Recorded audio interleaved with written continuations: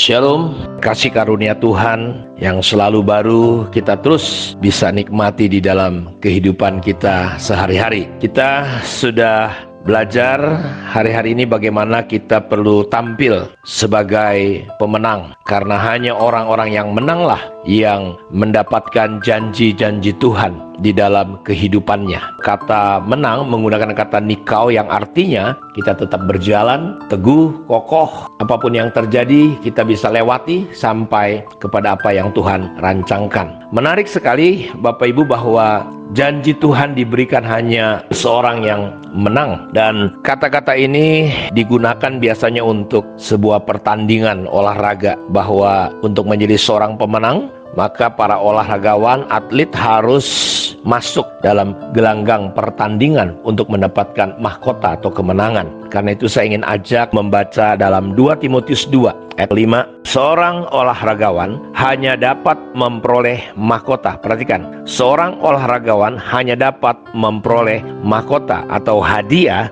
atau janji yang kita sebut sebagai juara. Jadi seorang olahragawan hanya dapat memperoleh mahkota sebagai juara apabila ia bertanding menurut peraturan olahraga. Jangan lupa, untuk mencapai kemenangan yang Tuhan gariskan, yang Tuhan tentukan, ada aturan-aturan main dalam sebuah pertandingan atau olahraga. Rasul Paulus berkata kepada Timotius, sebagai seorang yang ingin mendapatkan juara, dia harus mengikuti rule, dia harus mengikuti prinsip-prinsip di dalam sebuah pertandingan olahraga. Karena biarpun kita mungkin bisa sampai duluan nomor 1, tetapi kalau kita tidak mengikuti aturan main yang ditentukan di dalam dunia olahraga itu, kita bisa kena didiskualifikasi. Karena itu perhatikan baik-baik bahwa prinsip pertama untuk menjadi seorang pemenang, kita harus mengikuti aturan yang ditentukan. Dalam olahraga sepak bola misalnya, saudara bukan hanya menggolkan untuk mendapatkan gol sebanyak-banyaknya untuk jadi seorang juara,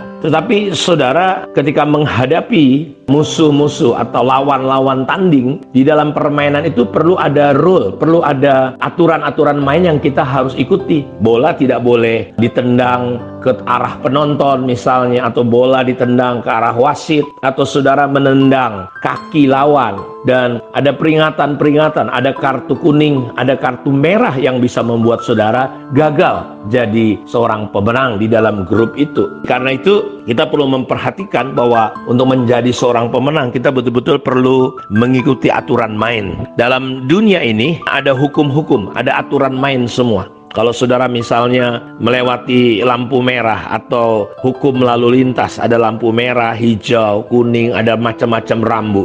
Semuanya itu adalah aturan-aturan yang dibuat sedemikian rupa.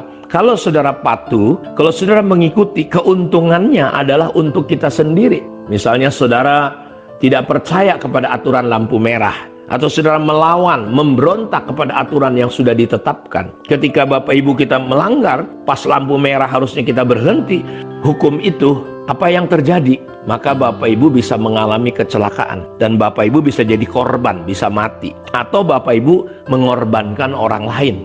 Karena itu di dalam prinsip rohani yang Tuhan katakan kepada gereja-gereja di Asia Kecil, barang siapa menang, artinya untuk menjadi seorang pemenang, saudara harus benar-benar menyadari, mengetahui bahwa kita perlu mengikuti aturan mainnya, Bapak Ibu. Lalu saya akan baca di 1 Korintus 9 ayat 24-27. Tidak tahukah kamu bahwa dalam gelanggang pertandingan semua peserta turut berlari, tetapi bahwa hanya satu orang saja yang mendapatkan hadiah. Jadi jelas hadiah hanya untuk pemenang. Karena itu larilah sebegitu rupa.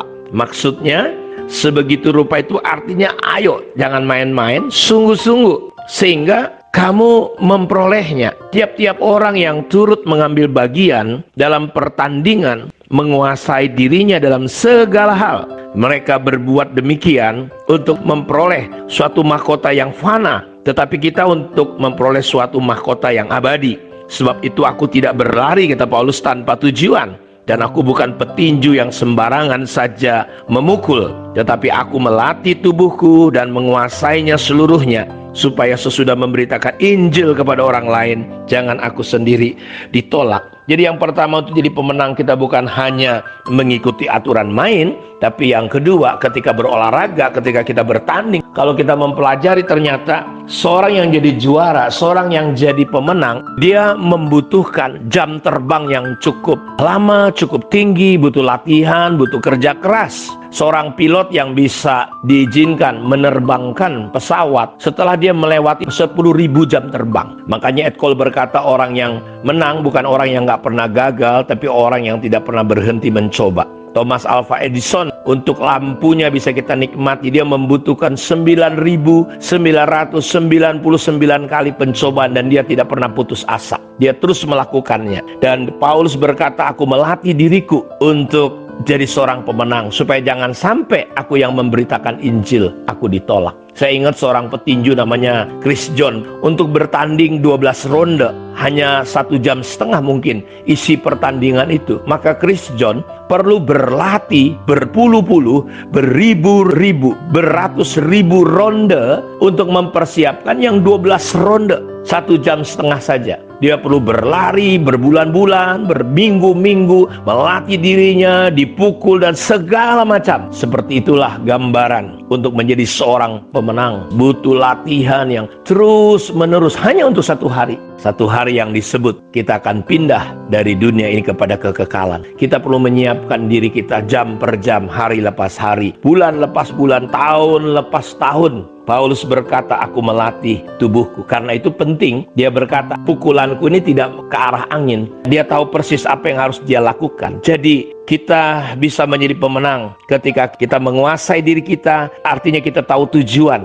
bahwa tujuan kita adalah kekekalan. Kita rela berjerih lelah, Bapak Ibu, penuh pengorbanan secara daging hanya demi satu tujuan, supaya kita beroleh janji-janji Tuhan. Dan janji itu hanya untuk para pemenang. Saya berdoa biar hari-hari ini kita terus belajar melatih hidup kita, kedagingan kita, untuk selalu dikalahkan. Keinginan kita tundukkan kepada keinginan Allah. Saya berdoa biarlah kita menjadi pemenang secara rohani, bukan hanya menang secara duniawi. Di dunia ini kita sukses mungkin, kaya, tetapi secara rohani kita tidak memiliki apapun. Karena itu bangunlah hidup saudara untuk kekekalan. Tuhan Yesus memberkati kita semua. Jadilah pemenang. Shalom.